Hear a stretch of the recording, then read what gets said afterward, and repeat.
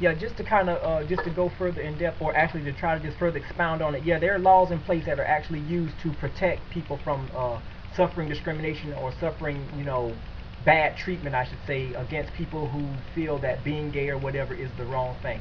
And like I said, sometimes the law helps, sometimes it doesn't. It depends on the situation and circumstances of who's involved, and of course politics and everything. All that's going to always have a play into the situation.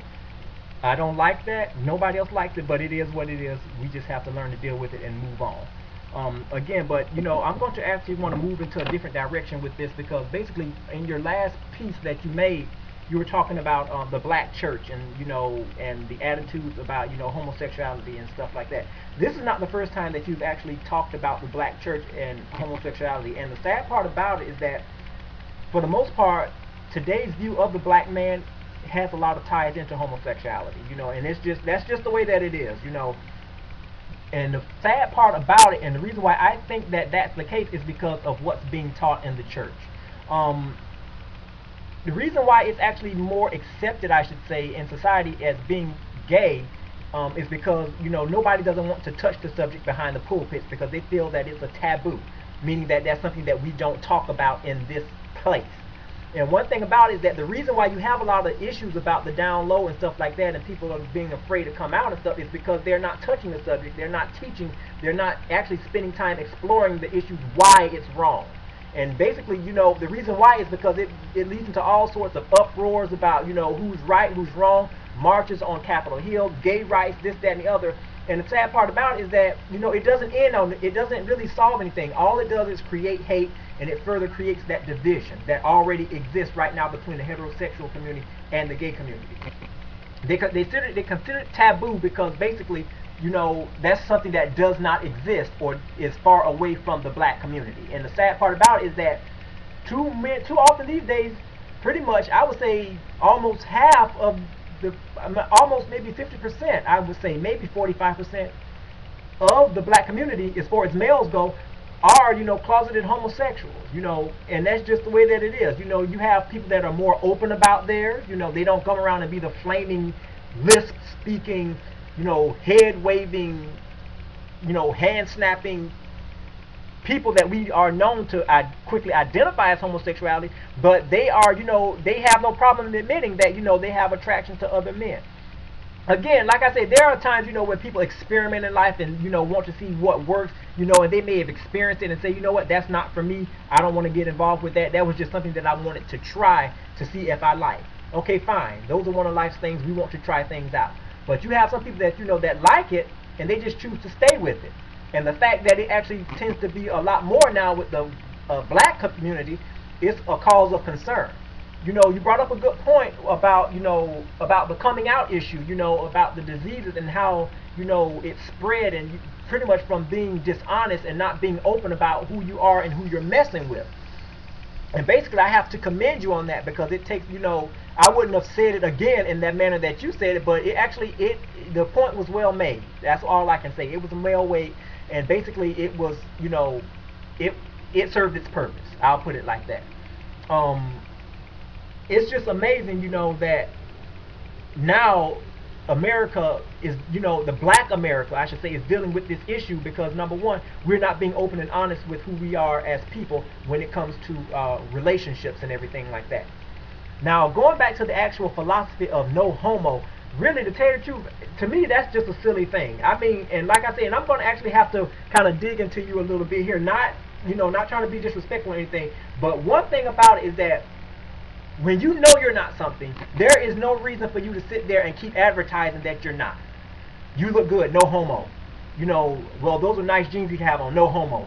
That is the dumbest thing. If you're going to say something, at least be man enough to say it and mean what you say. You don't have to sit there and cover it up with a pointless phrase like that, because all it's going to do is make someone look at you and think, okay, what's going on here?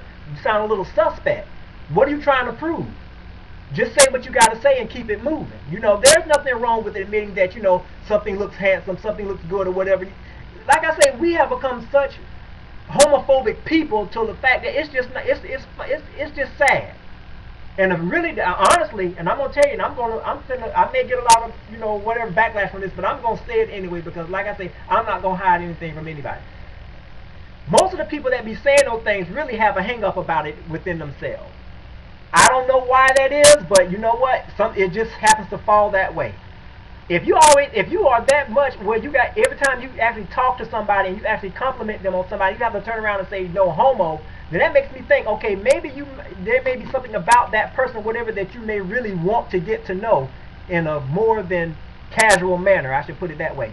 If you got to keep saying no homo, I mean, come on, that's just dumb. Say what you got to say. If you look good, you look good. I'm not going to add no homo in there because the main thing, it's going to start making people think, okay, maybe you may be kind of a little on the fresh side over there. To me, it's just a dumb phrase because it doesn't mean anything. If anything, it actually makes you look more suspect. I'm not here to point fingers or judge anybody, but the more that you deny and have to offer reasons about what you aren't and all this type of stuff here, all it does is making America more obvious about what you may be. And like I said, it is what it is. Like I said, I'm not accusing you of being anything or whatever, but like I said, you've been through some experiences, you've been through some things. So you have a lot to say because you know what it feels like. But one thing about it is that, you don't have to defend yourself, and I know don't have to defend myself against people who may sit there and have a little snarls and things about, what I say or how I pronounce my words or, how I carry myself. Because one thing about it is that that's something that I've been doing for my whole life. And just because you may have somebody that may sit there and may judge you and say, okay, just because he speaks this way or just because he says that, he may be a homosexual. If you want to think that, you go right ahead and think that. Like I say, everybody is different. Everybody expresses themselves in different ways. Just because I don't express myself in a way that may be quote-unquote typical of a masculine man, for whatever that means or whatever, that doesn't mean that I am any less of a man than somebody that is big and bulky and lift weights every day. I mean, this no homo phenomenon, I mean, I don't know who came up with that, but it's just dumb. All it is doing is just trying to take the eyes off of you and try to put it on something else, but in reality, all it's doing is actually putting more eyes on you. To me, because it's just dumb. No homo. You look good. No homo. To me, that is like, I could just bust out and just start laughing because and the funny thing about it is that it's the black men that usually be saying these things. I don't hear no woman usually saying no homo, and I certainly don't hear white folks saying no homo. It's the black fellas that's saying that. So I'm thinking, okay, what's going on? It's funny, but yet still, you brought up a good point because it does make you think about some things. I don't have to validate who I am to you. I can say what I want to say. I can say you look good, okay, and then walk away. Does that mean that I'm gay or that I want to be with you just because I complimented you? No. You just happen to look good, and I just happen to say, you know what, that looks nice on you, okay? Point blank, period. But see, the part about it is that the black folks or the black men wants to go in and further go into detail with it in hopes of trying to pull something out that's not there because, number one, they have that stuff inside them and trying to take the blame off of them and put it on somebody else. And to me, like I say, it's just one of those syndromes where, you're trying to look for fault in other people, but yet still you're not taking self-inventory and looking within yourself to see what you may have in there that needs to be straightened out. Like I say, I've never used the phrase no homo because it's just dumb. It doesn't serve a purpose. All it does is make you look ignorant. It makes you look uneducated. And it's half of the ones that are saying no homo are probably the ones that do look ignorant and half uneducated. I mean, if they look and know how stupid it makes them sound, they wouldn't say it. My motto is just say what you want to say, do what you want to do, because you're going to do and say what you want to do and say anyway. And I don't think no homo or that phrase is going to stop you from doing whatever you want to do or saying whatever you want to say. You have all the people, like a lot of black people sitting up there denying up and down, I'm not homophobic and stuff like that or whatever. But deep down, see, the way I look at it is that you could be around a whole bunch of gay people in a club or whatever the case may be. You can walk around a whole bunch of gay people, but if you are confident in your quote-unquote masculinity, it should not even matter if you surround yourselves around a whole bunch of homosexuals because you know who you are. But you got some people that say, oh, I don't want to be around homosexuals. I don't identify, I just don't like to be around them because of what they do. Well, one thing about it is that, yeah, homosexuality, we know what the biblical view is and stuff like that, but also so is lying, cheating, stealing, and all these other issues. But yet still we want to make it seem like homosexuality is the biggest sin. One thing about it too, and to break it down, the Bible says that homosexuality is an abomination. Now, if you want to sit there and kind of dissect the two, abomination and sin, if you want to think about it, are two different things. Look it up. You don't have to take my word for it. Just look it up. An abomination doesn't necessarily mean that it's a sin. It's a strong dislike. It's just something, you know, that is just generally not done. It's something that's looked down upon. Sin, pretty much, it is what it is. No, you don't do that. But one thing about it is that, as far as my opinion, it's equally wrong because it's just something that goes against the natural use of a man and a woman. And I'm just going to leave it at that. But one thing about it is that, again, going back to my point about being masculine and stuff, you can surround yourself around a whole bunch of people. It doesn't have to change who you are as a person. You can have a whole bunch of friends that's gay. Does that mean that you're going to be gay too just because you have a whole bunch of friends that's gay? See, these are things that black people clown other blacks on. And you have some other people in other races that do the same thing, but I'm not even focusing on that because this is issues that's going on within the black community. And it's just one of those things that, you know, that really does needs to be talked out, you know, and discussed and, you know, and studied and all this other type of stuff, because basically, sad to say, you're going to see a lot more of this type of stuff going on. And you're going to see a lot more, you know, famous people, probably rappers and all these other people that have, you know, high ties in society, that have access to all the wealth and money and all this other stuff. And next thing you know, you're going to hear about and read about them in the paper doing some suspect thing.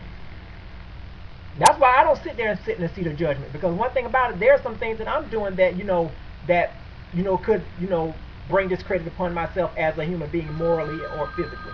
I mean, it's just one of those things. Like I said, I'm not going to sit here and judge anybody, because one thing about it is that we are all in need of help at some point.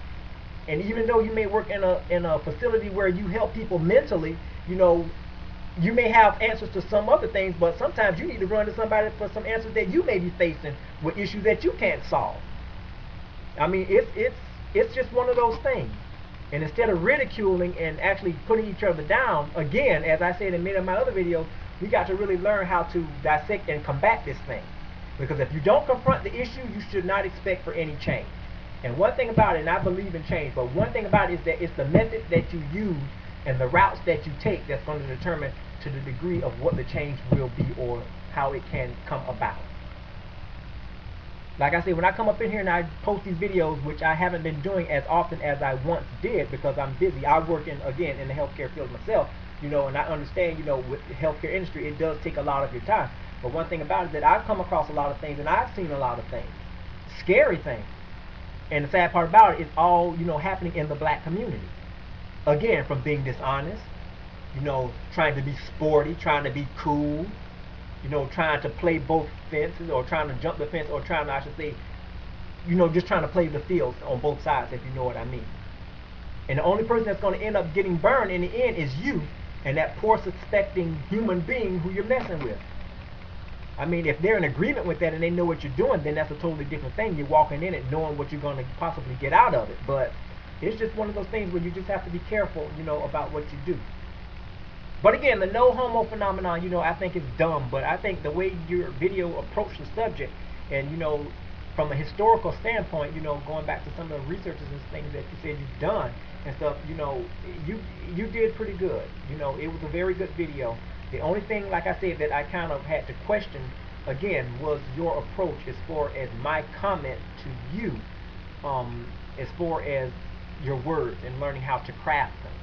Again, I didn't mean any offense. If you took offense, then that's your interpretation, not mine. But like I say, it is what it is. Because apparently I must have struck a nerve somewhere, because you tried to clean up the language, even though, you know, I'm not here to judge you again, but again, you know, you tried, but you didn't, you failed. Again, I'm not here to judge anybody, but like I say, apparently it was worth something because you were willing to give it a try. But like I say, you know, you do you. You don't have to transform or try to change any way you do a video.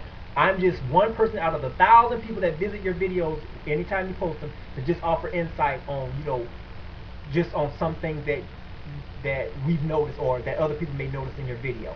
I'm not saying that you're right or wrong, it's just an observation. Just like a lot of people look at my videos and say the same thing. You know, there's a lot of things that I think that you could do better or whatever. I just look at it as this, okay?